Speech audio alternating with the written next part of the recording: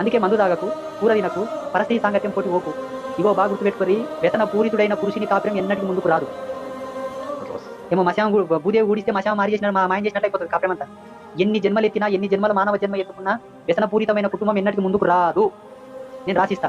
స్వామి ఇప్పుడు ఈ కాలంలో మస్తు మంది తింటారు, తాతారు, రకరకాల పబ్బుల పోటీ, బీర్ల పోటీ, అక్కడిక్కడ గడుపుతారు. వాళ్ళ ఇంట్లో మస్తు డబ్బులు ఉంటాయి, విలాసవంతంగా జీవిస్తారు కదా అనుకోవచ్చు. అదంతా మాయ. ఎప్పుడు ఉంటుందో గ్యారెంటీ లేదు. ఎప్పుడు తిన్నామంటే ఏరగక తప్పదు.